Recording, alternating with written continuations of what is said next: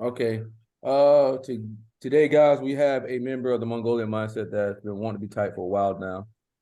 We call her Steen. Um, but we got Thomas today and we got Shelly. We got the whole gang here today. Steen, you want to go ahead and introduce yourself? Yeah, I'm Justine. I don't know what else you guys want to know about me. I Okay. don't know. I've been into typology for a little while, and I think I know most of you guys from the CS Joseph group. I don't know if was Shelly in there Mm-mm. back way back then. But yeah, I kind of took a break from it for a little while, and then now I'm just trying to, I don't know, reorient myself a little bit. And I think you guys are doing like good kind of like background info, like kind of going into the different books, and that's kind of something that I didn't have when I was kind of learning through CS Joseph. I wasn't kind of going into the reading piece of typology. So Okay. Are you in school, out of school?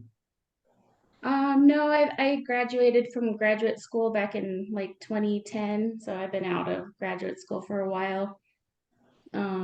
And I'm a speech pathologist. I have like four different jobs right now, so I work a lot. Okay. How you like your four different jobs? Which one you like? Which one's your favorite? I can't pick a favorite. I really like all of them because they all like kind of serve a different purpose for me. So I can't really pick one right now. So they're all really good. I'm really liking my job at the hospital right now because I have some really good patients, and I love doing stroke rehab, so I have a really good candidate for stroke rehab right now, and it's just fun. So, Okay. What part of your personality you think highlights your job? like I really like helping people, of course, that's a big part of why I do what I do, but I feel like it fulfills a need for me that I can't get just by like being at home or um even just like socializing with people. It kind of gives me like a purpose that's like kind of more than just like for myself, but it fulfills like that need for helping people. But like I don't know, it's hard to explain. I get a lot of reward out of doing what I do. So Mhm. it's tough sometimes because I work with people who are older and they're kind of at the end of life. And um, the reason I took on a new job with babies, I work with birth to three right now. That's like my new job. I just started it like 2 weeks ago. So I was trying to kind of like balance the death aspect of my job, I guess, with new life. So Mhm. yeah. So What do you yeah, want to I guess just kind of spanning like the range of like the whole lifespan and getting to see people at like different parts of their lifespan. But I get a lot from my patients as well. So Okay. What do you want to be remembered for? mm, remembered for well, I would like to, I don't know, I would like to maybe have more of an impact on my community as a whole, maybe. And I think that can be done. I think it's possible. I'm just kind of where I'm at in my career right now, but I definitely want to continue helping people in my community, but maybe on a bigger level than I am right now. And I just want my kids and my family and my sister and my parents to think of me as a good person too. So, and I think they do. So, Okay. What Uh, kind of impact do you mean when you say you want to have an impact? well, I guess kind of like my passion would be like in the area of education, sort of. So Hmm. I don't know if I'm in New Mexico. I don't know if you guys know much about the state of New Mexico, but it's a really good state. Like culturally, it's a very like culturally rich state. There's a lot of artists here, and like there's like the good aspects of it, but there's also like a lot of crime, a lot of poverty, a lot of drugs. So like just kind of being supportive at the level of kids being kind of young and trying to help families out to kind of like figure it out, because I think people need a lot of help in that area. So um Gotcha. yeah, I'd really like to support young families more, which I'm doing right now, and it's really fun and it's rewarding, and I've only been like 2 weeks in, so Nice. Okay. If you went to jail, I'm gonna use my question that Shelly stole a million times. If you went to jail, what would it be for? oh my God. I don't know if I would go to jail because like I don't know what it would be for. Can I I don't like leave the house other than to go to work. So I don't know, speeding. Speeding, where you gonna go over Maybe 100? You gonna go like 30 miles over? Is it like 30 or 40 miles over? drive fast sometimes, yeah. So maybe like I don't know if they'd put you in jail for that though. Yeah, they Maybe take not like you if you I drive don't over know. 40 I or don't do like crazy stuff like that anymore. So 50. Okay. How were you in college? Yes. um in undergrad, I is when I got like pretty introverted, and I was really into the arts in undergrad, and I thought I wanted to like maybe major or like minor in art, some sort of art. And I saved all my art classes for like the end of my last year of college because I just wanted to have fun toward the end, and that was like my idea of fun.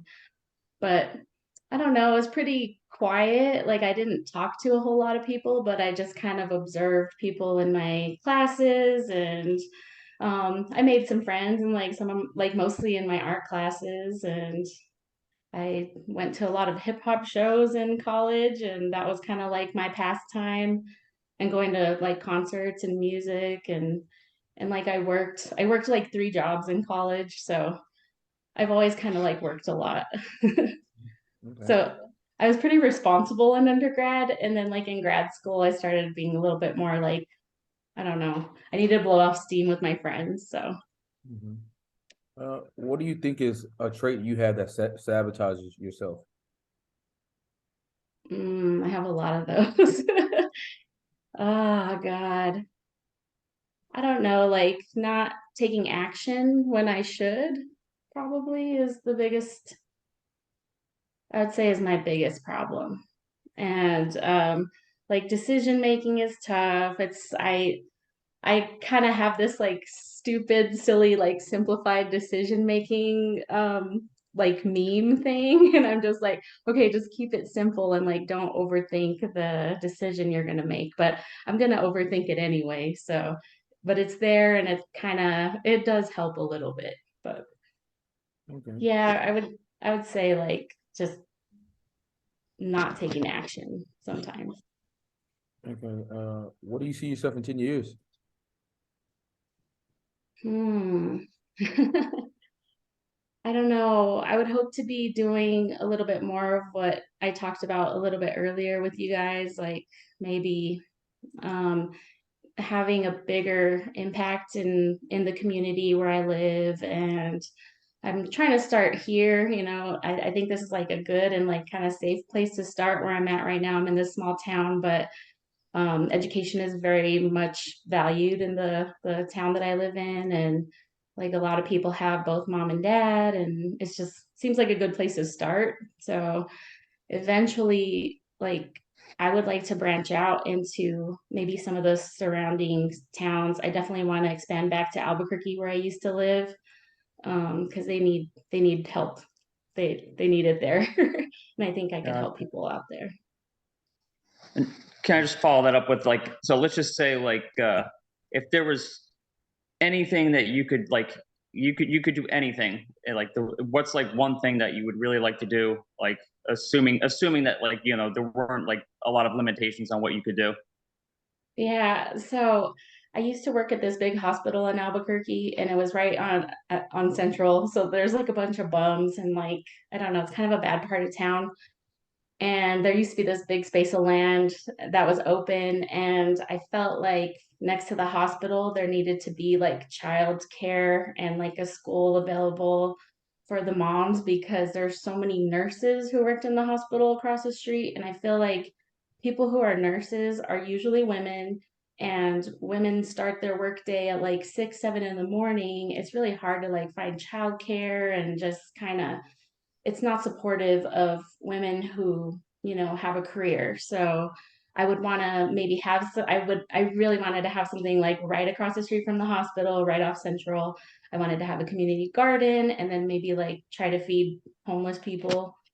So that was like my big goal, but it's not going to happen because they took that space and finally used it. So I don't know, but maybe something along those lines. That's kind of like my biggest dream that I have in my head. How do you feel about being told what to do? I'll smile and I'll nod, and I usually just kind of do what I'm gonna do anyway.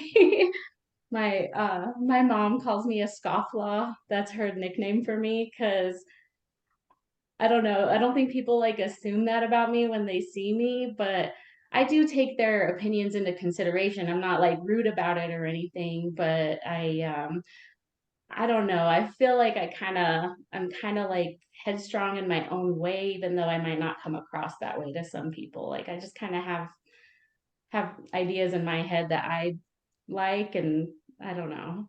It depends what they're telling me to do too, though. If it's something reasonable, I might go along with it. But if it's something I don't want to do, I won't do it. Okay. Where do you see yourself like in like a business, or what's the question, Mercer? I know you know what I'm trying to ask. So on a team, where you think what would be your role on a team?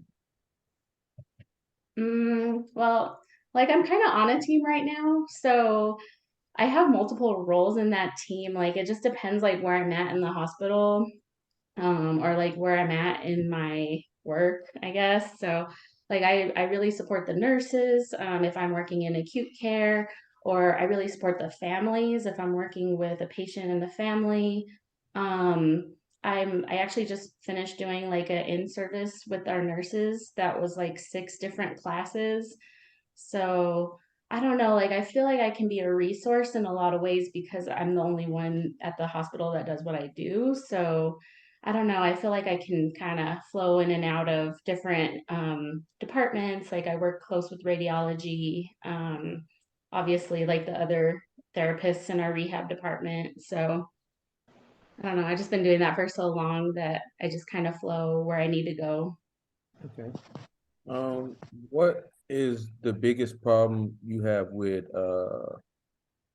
bosses? Mm, I've had like, I've had two kind of bad bosses. Like, I don't want to talk bad about them, but oh God. Like, okay, so right now my boss is really hands off, which is good. I actually really like that. Like 97% of the time, I love that he's really hands off, but like 3% of the time I need his help, or I'll ask him for something and he'll be like, "Yeah, yeah, I'll do it." And then like it never gets done. So I kind of have to rely on myself for like that boss role, sort of. I don't know. I feel like I can't go to him. So that's one thing. I'll tell you about another boss. She creates roadblocks, like, and she doesn't figure out ways to work around problems. Like, she's very rigid in her thinking, and I've never seen anybody so like, oh no, there's no way around this problem. There, like, we can't go around it. So that's a little bit frustrating. Right now, I'm actually trying to get somebody else to be the boss for the one who creates the roadblocks, because I'm like, she's gonna leave soon. So yeah. Mm. How What? comfortable are you in social situations with people you don't know? Not not at all. And why is that? Well, okay. Well, with people I don't know, if I'm in a work situation, it's fine. Like, because I'm Okay. there to do my job, and I can do that just fine. Um, I think it's because I like to know what people are like, or I like to kind of like have an idea of what they're about before I like start to interact with them. So I do watch people, like I kind of watch and see what, like I try to like gather up data about them a little bit, like not in like a stalker way or anything, but just so that I know who they are, you know what I mean? So I kind of know how to interact with them. Not like in a Gotcha. creepy way, but like that's just what I do.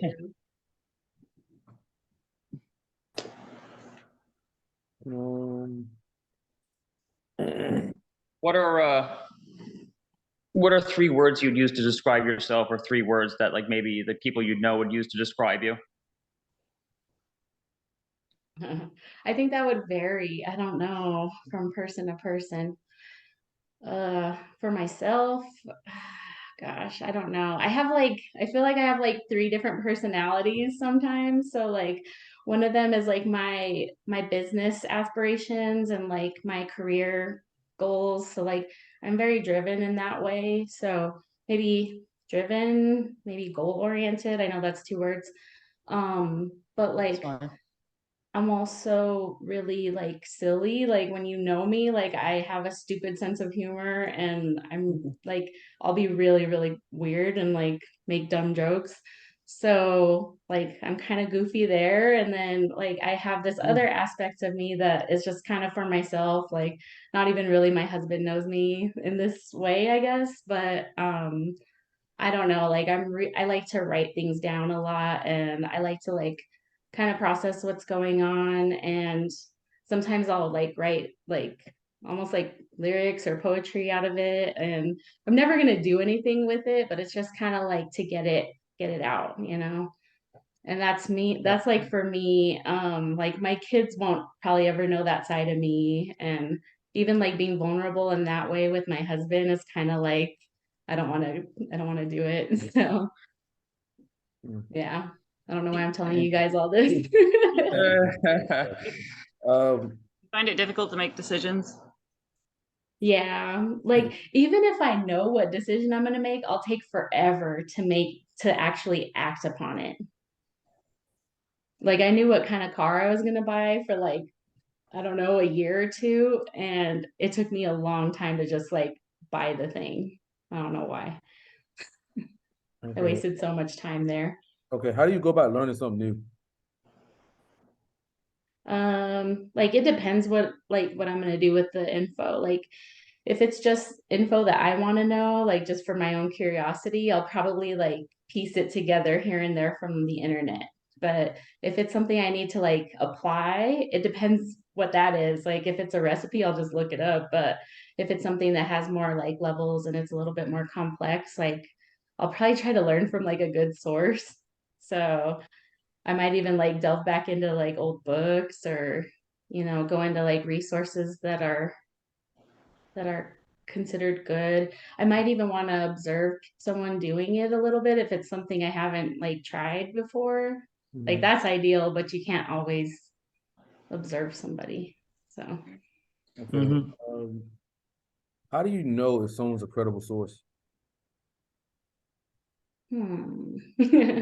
Well, I mean, like when it comes to educational, like peer-reviewed stuff, I feel like that's, you know, fairly good stuff. I mean, you can kind of read the studies for yourself and kind of determine if like the methods they used or, you know, whatever is you know, credible, but I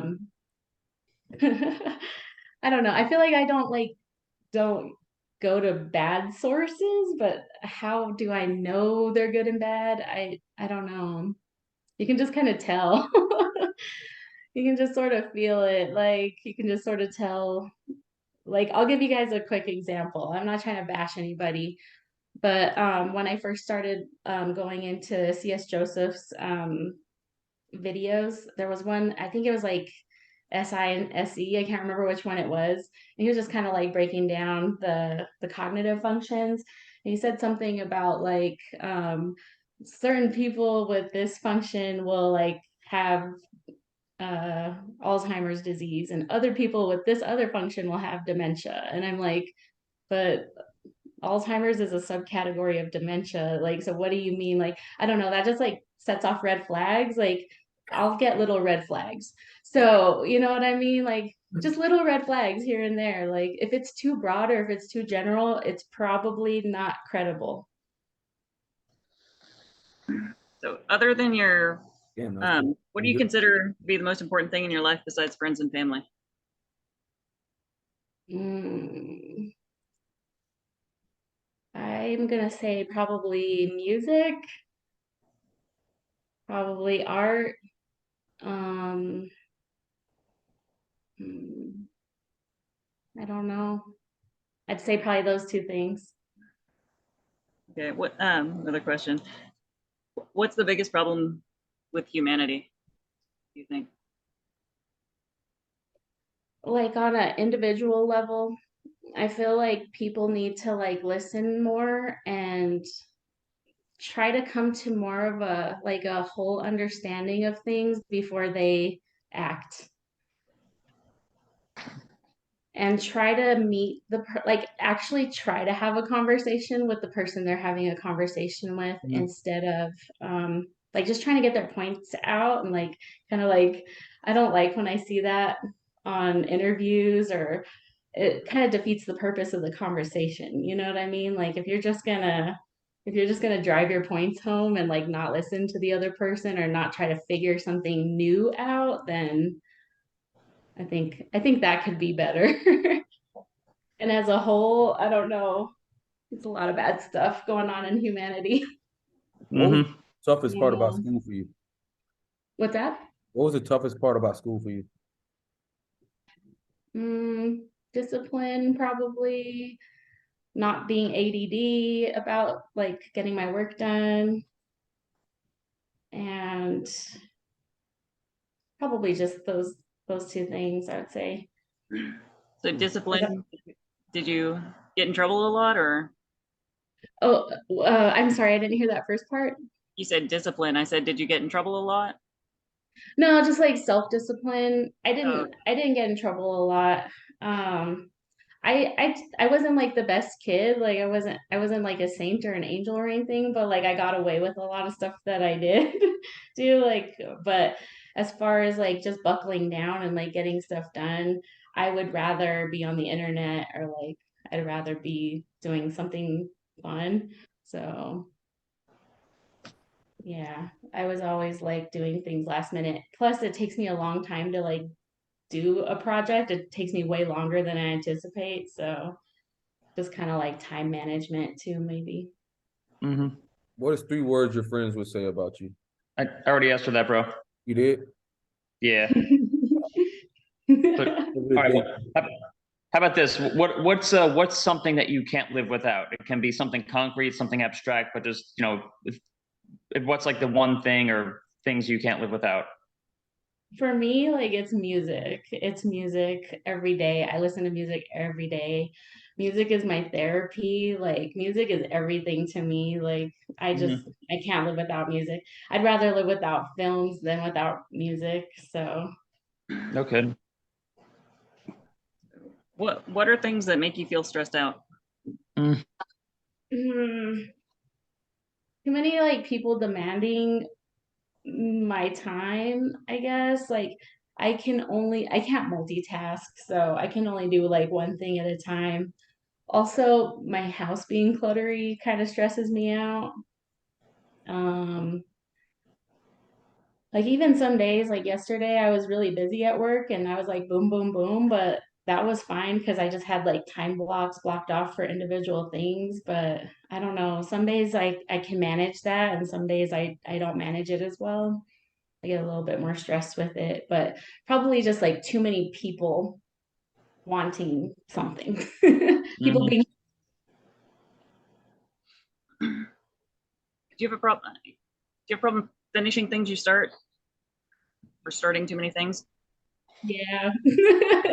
Yeah, like I started this tarot deck last year and like I really wanted to be finished by the end of the year and I didn't finish it. So which sucks because it could have been done if I would have just done like a card a day. But yeah, that didn't happen. But like the concept is still in my brain, and I'm just like, I still want to execute that concept, but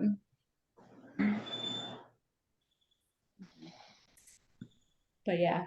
I mean, but it depends. Like if I have like a nice little thing to keep myself organized, like I like checking stuff off my to-do list too.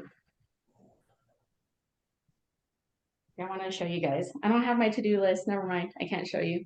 But like I had this system that's been working for the last couple of weeks, and I'm just like check, check, check, and it works. So I don't know. It depends. It depends on the flow. It depends on the flow. Some days I'm like stagnant and I can't get moving. But if I'm flowing, then I'm doing pretty good.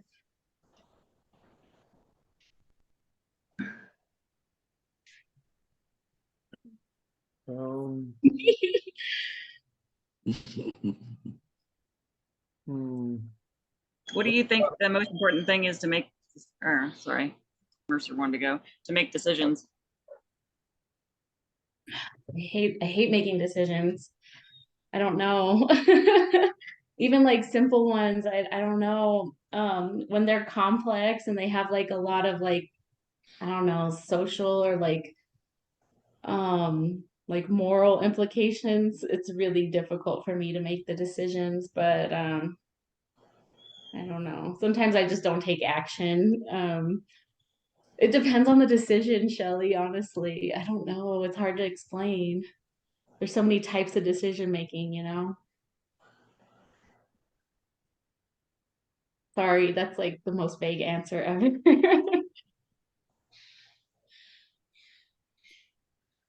What's a challenge that you had to overcome in the last year? And how'd you go about doing that? Oh man, the last year was rough for me. Oh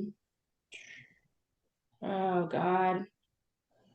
I don't know. I felt like I was kind of stuck at home, and because I've always like kind of known what I wanted to do with my life, and I always kind of like know where I want to go next and next, but and my goal was still in there, but like it was hard to take action for a while. So I did a lot of therapy last year, and like with a therapist and kind of with my on myself, and I don't know how, but like I got out of what I was kind of like my mindset that I was in last year. So I don't know. It's hard sometimes.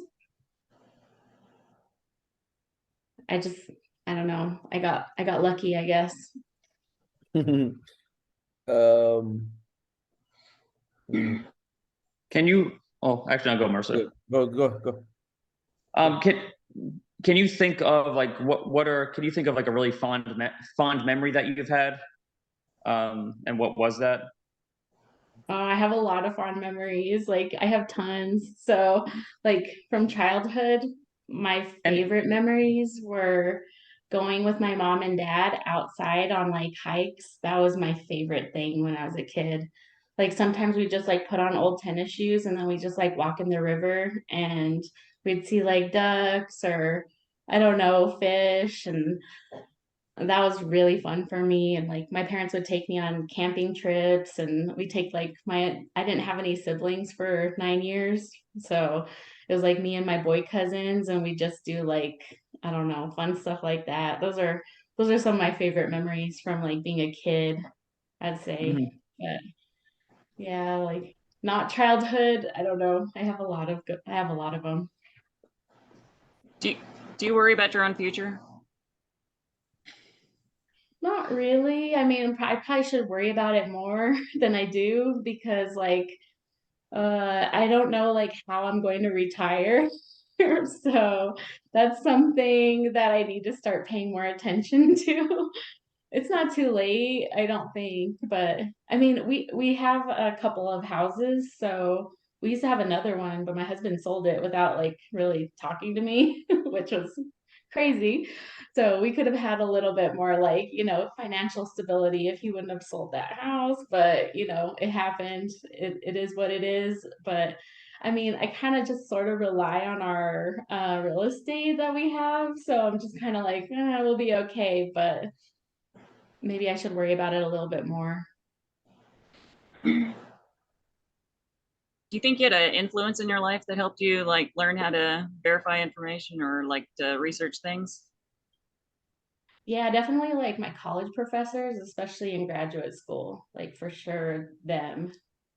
And I mean, I feel like research comes kind of easy. Like it doesn't, it's not that hard to like not go to non-credible sources. So, but yeah, like Dr. Swift and Dr. Weems, those two. Do you believe that even those sources might have some type of bias or not?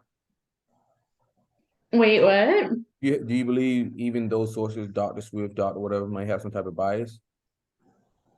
I am so sorry. I cannot. What? I'm sorry, Mercer. You're fine. Sorry. Do you believe at some point that some of the doctors you listen to have some type of bias? Bias. Oh, bias. Oh, geez. Like one, like the ones from my graduate school, or like kind Or of like just people that anybody I in just. general, anyone in general?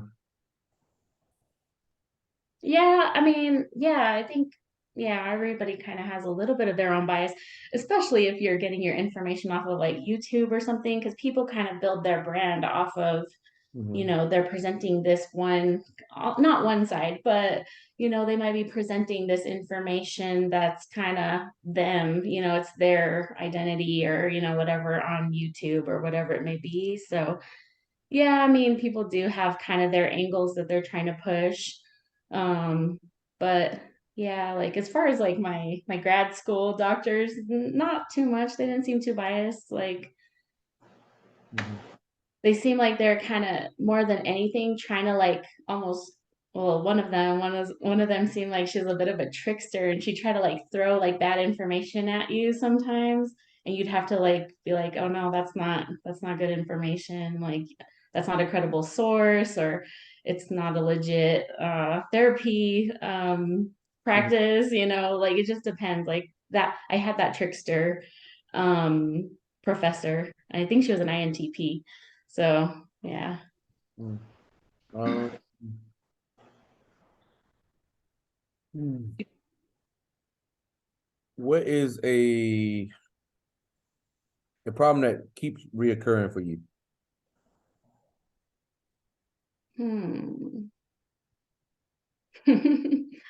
Oh God. Mercer, this is not a therapy session. I'm just asking here. I'm just asking. Oh man. Oh God, I don't know how to answer this. I would say, like maybe not projecting my feelings onto other people, and not like projecting like, I don't know. I don't know, just like kind of recognizing that my thoughts are my own and it's not like coming from somebody else, like it's me who's maybe like the problem, or like, it's coming from myself. So I do that a lot with my husband sometimes. Like I'll be feeling a certain way and it's not him at all. Like he's just like, he's so like steady in his emotions. It's my emotions that are like turbulent or, whatever. So yeah, I don't, that's probably something that keeps coming up, but I'm getting better at it. So Mm-hmm. So did we talk about how did you choose your major, like in college? Like, did we talk about that? no, I didn't really know what I wanted to do. Like I kind of thought I wanted to be a psychologist when I was in high school. I wanted to like work with kids.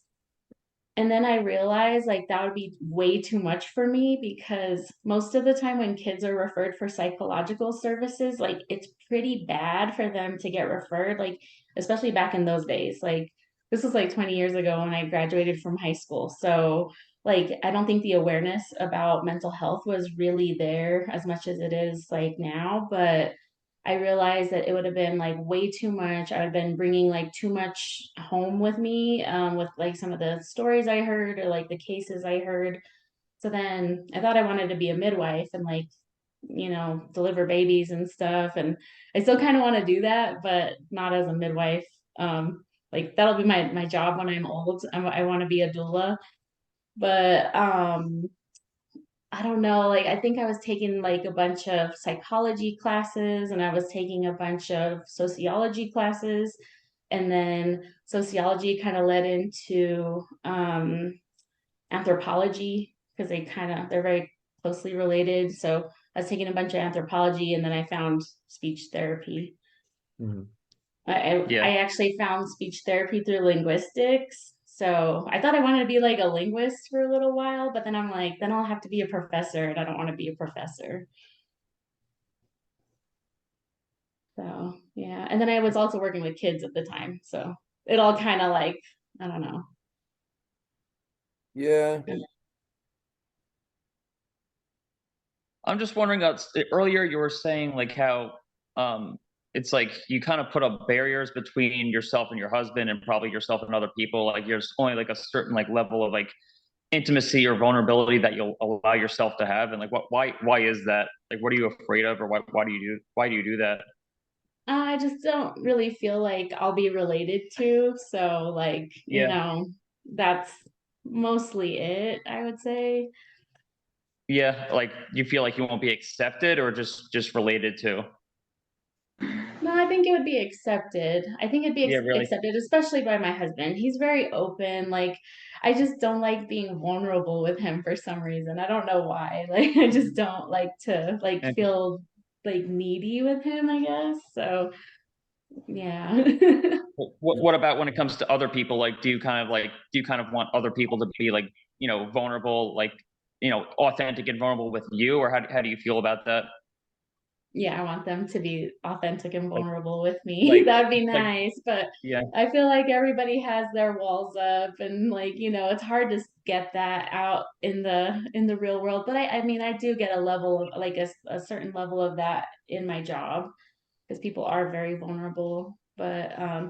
like that's like the work level vulnerability, but I would like to have that more in like other relationships. That'd be nice. Gotcha.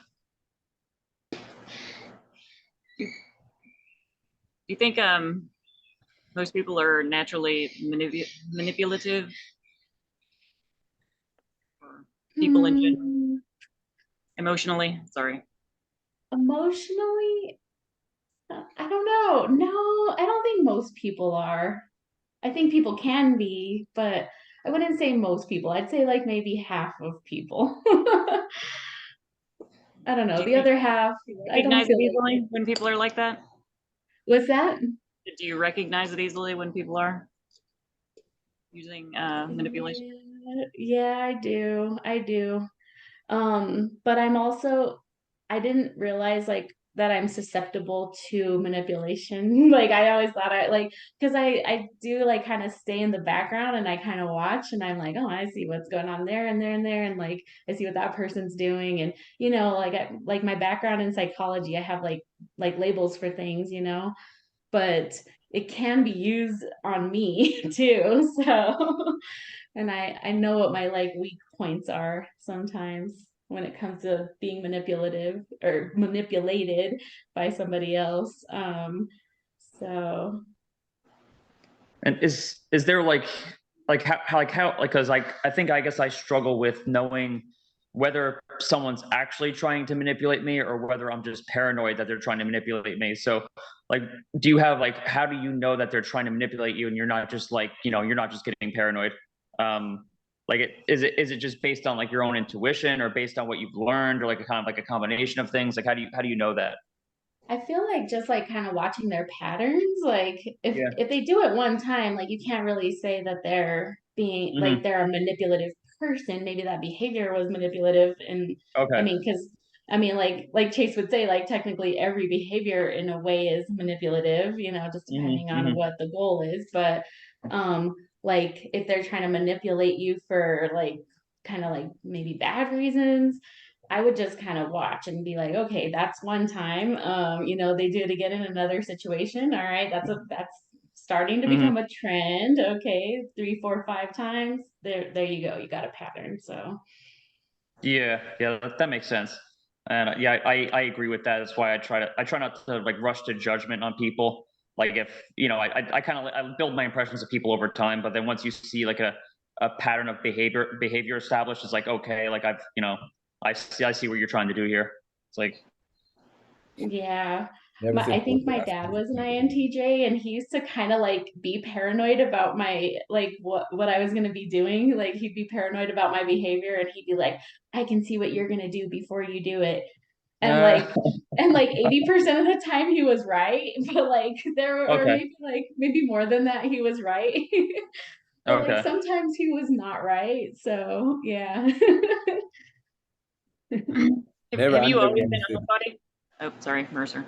I said, never say that word. I know what you're doing. As soon as somebody say that, they already lost. Like, just don't say that word, man. I've noticed that like the negative people with NE will say, "I know what you up to. I know what you up to. I know what you up." Then they have no fucking clue. Like no clue. They'd be like onto something that's not even like. I swear, especially with INTJs. I know what you up to. It's like shaking his or like demons, NE will be like, I know what you up to. You're like, yo, what the fuck are you talking about? Like, bro, You're like, you're get not off the drugs, anywhere close. off the drugs. But go Shelly. Oh, okay. I was gonna ask you, have you always been a homebody, or were you more outgoing when you were younger? Yeah, like because like I was a only child for like 9 years, so I kind of learned how to entertain myself. But I always had like a lot of friends, and they'd be like, they were the ones that dragged me out of the house. So I didn't realize I was like as introverted as I am until I got to college and I didn't have my friends dragging me out all the time. And I'm like, yeah, I am an introvert. Like I kind of masked like as a maybe like a more extroverted person back in like, the high school days or college days. But if I'm left to my own, I can stay at home for like 3 days and like those days will go by and I'll be like, oh crap, I haven't gone outside yet. So I should probably do that. Especially if I have groceries and if I have food at the house, like I'm good. Like I don't need to go anywhere. Mm-hmm. But yeah, I think I used to be a lot more. I used to be like way more social because my friends were all like they all played sports. What are you laughing at, Mercer? I'm just laughing. Yeah, you guys ready? How do you guys feel? I think so. Yeah. Yeah, I'm gonna let you know. We just been sitting here, making awkward silence for you, and seeing how you respond to that. And you're not responding well to that. Let's just say that. Oh, I thought you were prompting them to be like, hey, we know what we're ready to talk about it. So No, so what tends to happen with extroverts is that awkward silence is not good for them. So they will initiate or say something or mutter something. And we've been doing that for about 10 minutes, maybe 10, 12 minutes. And you do say something, you do utter something. So that would put you in the realm of initiating. And if you notice, like after a while, I said something because I kind of was feeling uncomfortable too with the awkward silence, and I knew to like that we were doing this. Like I knew that we were doing this. So yeah, you're initiating. Thomas, how you feel about that? Yeah. I mean, I don't. Initially, yeah, I was kind of having trouble with the initiating versus responding question, or even the progression versus outcome question. But yeah, I think that yeah, he's right. He's right that like yeah, you would just if we went silent, you would initiate something. And I think generally overall, like when we asked you questions, like yeah, you would initiate, like you would kind of answer the question like very informatively because yeah, you are informative for sure. You're not clear, concise with your language. You're very wordy. You're very to a point vague. And I think you even said that at one point. You said that was a vague answer, but you would initiate new points on top of like answering already answering the question. So and then I think that there were again initially I kind of struggled, but ultimately I think there's enough evidence that you went through several different progressions throughout like this interview. Like this happened, this happened, this happened, this happened. You did that multiple times. Where yeah, initially I thought you were just giving outcomes, but I think it's just because you're very informative. So I think I was kind of struggling early on to tell like are you just being informative, or are you actually going through a progression? But I think, ultimately, yeah, we have to rule in favor of informative, initiating, and progression with you. So Okay. Hold on, Thomas. You said progression, and then you were trying to figure out progression versus outcome, because I still have trouble with those two things. So yeah, well, I've struggled with it for quite a while. I think I've gotten a lot better at it, but with you, I think it was mainly just because you're so informative. You give so much additional like context and information that like sometimes you can confuse one for the other, and that's why, for instance, like sometimes like intjs might seem informative because they intjs have to go through the step-by-step process, like from A to Z, to the point where it seems like they're giving additional details and context, but they're just going through the progression. So I think people do sometimes confuse one for the other, but in your case, yeah, you're not really talking about outcomes. And I think at one point, like what was it that she said, Mercer, that she doesn't know what she's going to do for retirement. It's like you're just enjoying the journey. Like, this is going to happen, this is going to happen, this is going to happen, but you don't exactly seem to have like very specific outcomes in mind. Like like you have your dreams, like things that you would like to accomplish. But that's not the same as like having like Mercer. He's outcome focused. He has like very specific outcomes that he's like going for in life. Like I only move for those outcomes. Like I only move for desired outcome. Or like if I say something to Thomas, it's like I'm romanticizing the end product. Yeah, I'm romanticizing it. Yeah. And to Thomas, it's like, yo, that's just not even believable, Uh-huh. But somehow I make that shit believable. Like I somehow get it to, I don't know how it works, but I just have that end product. I say this shit's gonna happen, and it fucking happens. I don't look at like the progression. And what I've noticed is like when progression people talk, it's smooth. It's very smooth. And when a outcome person talk, it's like stop, stop, stop. That's like that, like all the time. So it's not like these little jerky like, movements. yeah, but it's just like a jerk, jerk, jerk, because it's just like end product, end product, end product. But as when like a progression person talk, it's like a wave. It just keeps flowing. It's like it's going right. You can kind of see like it's like they're on a journey how they talk. And you talked about that when you were discovering your major. Holy cow, you went into like progression. That's like, what I thought you were laughing at. and then on top of that, you were like, you got into the whole with the behavior thing. Like, how do you know like somebody's being manipulative?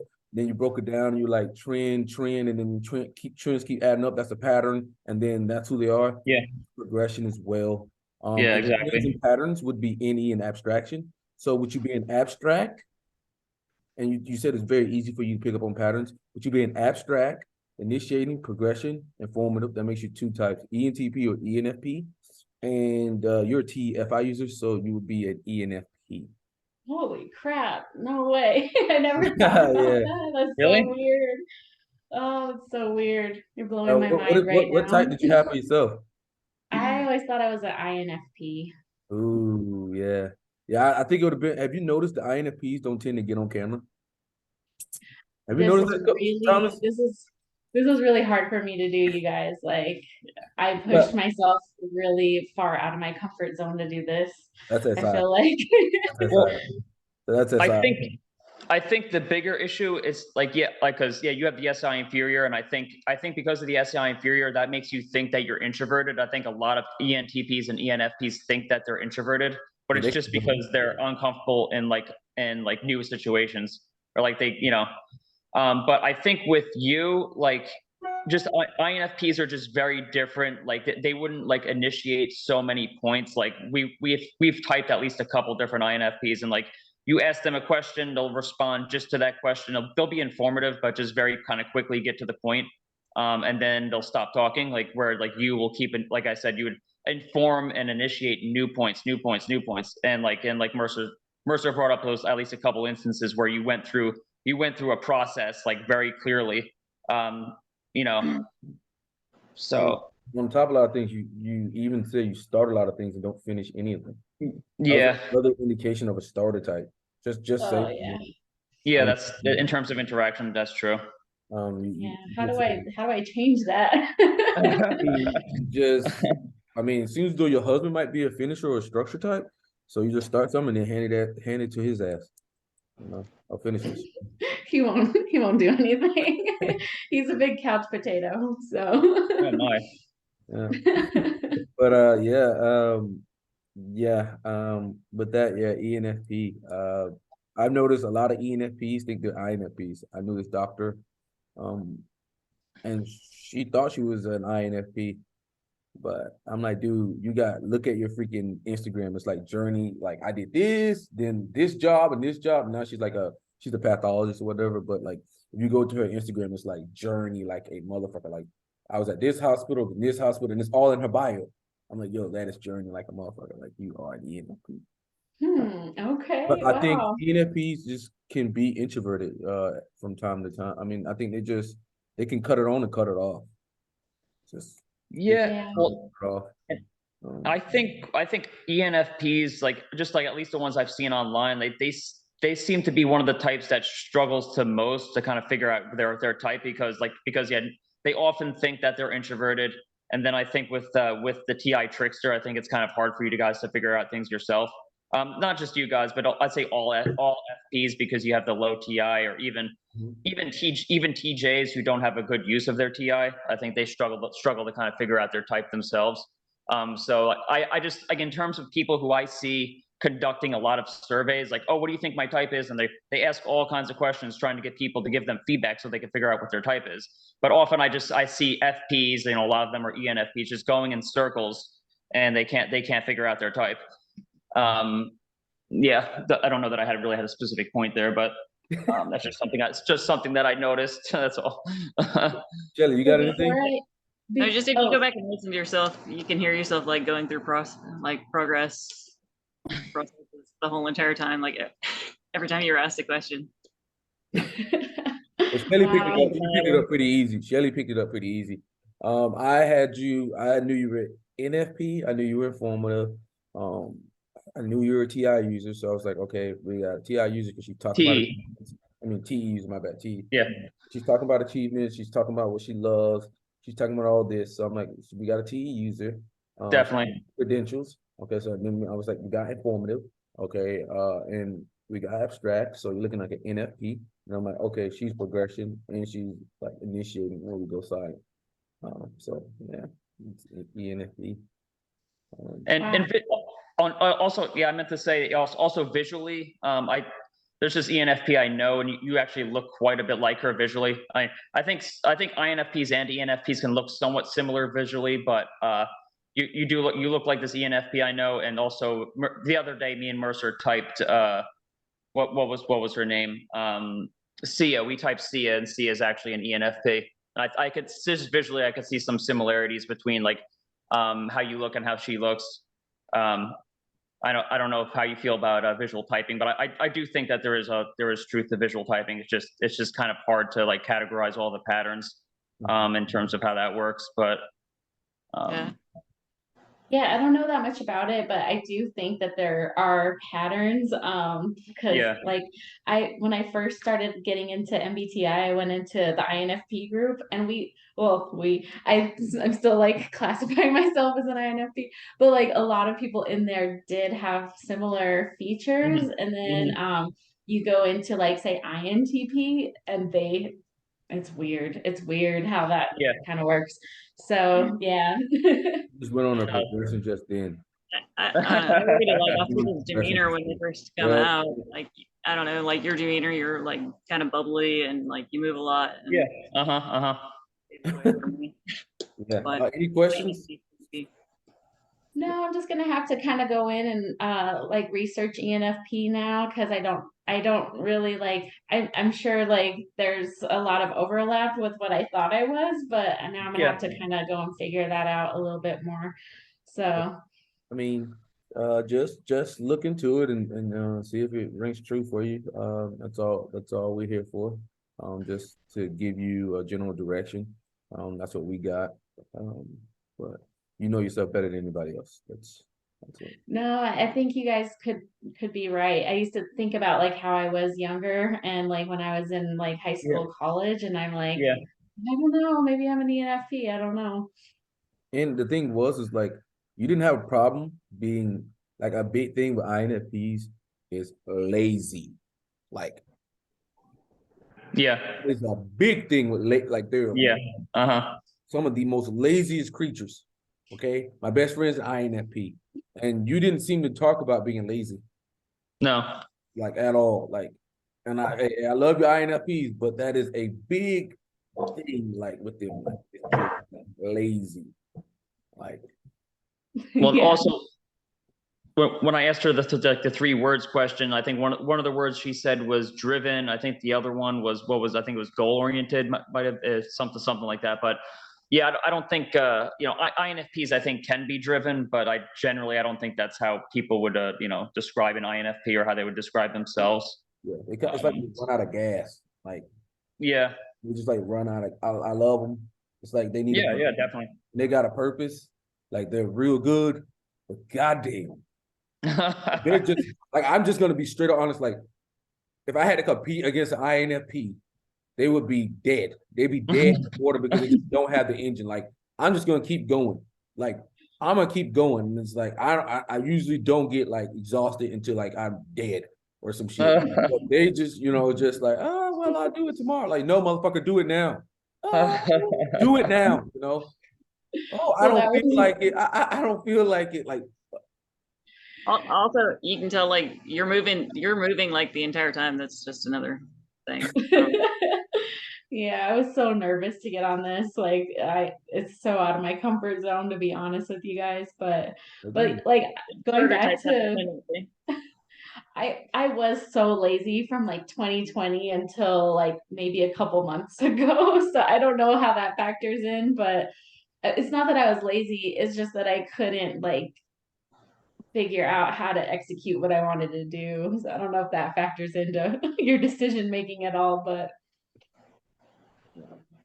yeah. it's about an INFP a mile away.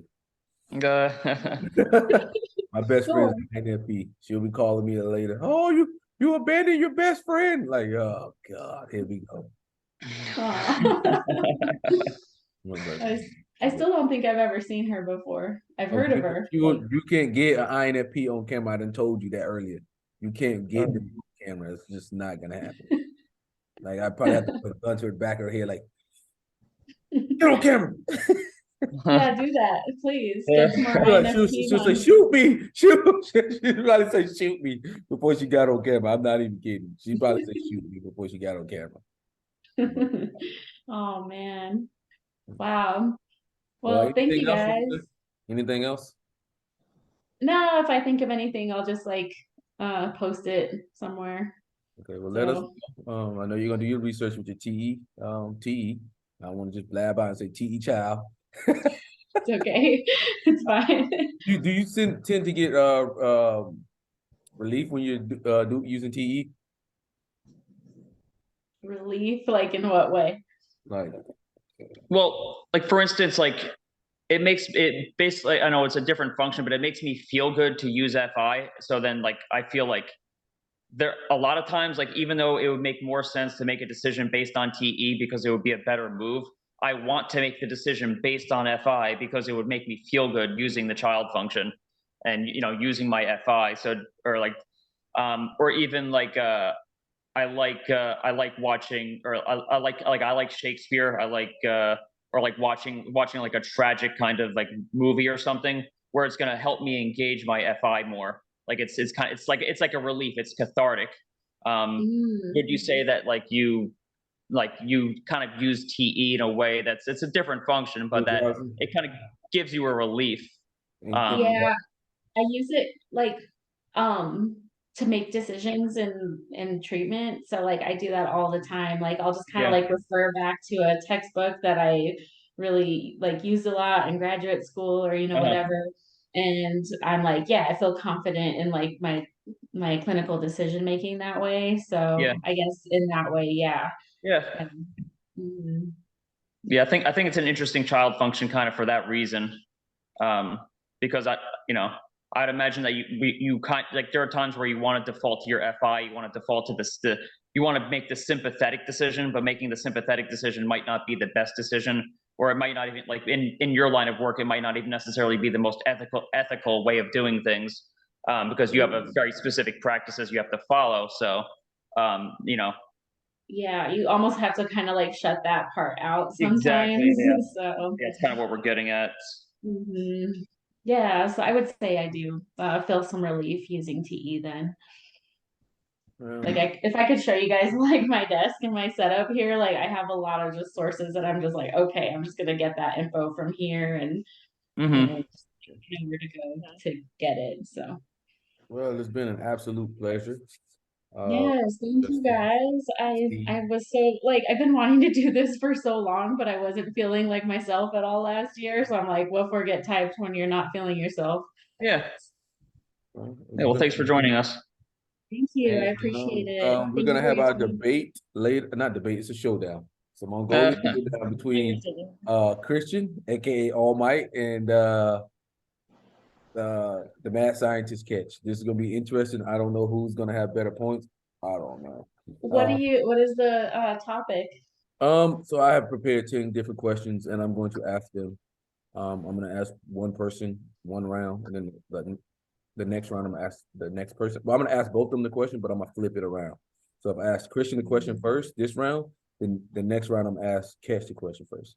So that we So have it's just random questions, kind of. got 10 questions. I've already prepared them. I prepared them like 2 days ago. They don't, Awesome. but That sounds I fun. know. I'm gonna watch. I'm Yeah, interested. so it's gonna be interesting to see what they got. Both of them, they said they did not want to see the question, so there's no preparation here. I told them they were dealing with Satan. Nice, nice. And So what time is that at? that will be in 4 hours. 4 hours. Cool. Six. I don't really have much going on today, so it's just snowing outside, so I get to hang out and stay in. nice. Yeah. Well, this has been a pleasure, and you have a wonderful Thank day. you. All Yeah, right. you Thank you. guys too. Thank you so much. I Have a good appreciate one. you guys. Take care. Bye bye.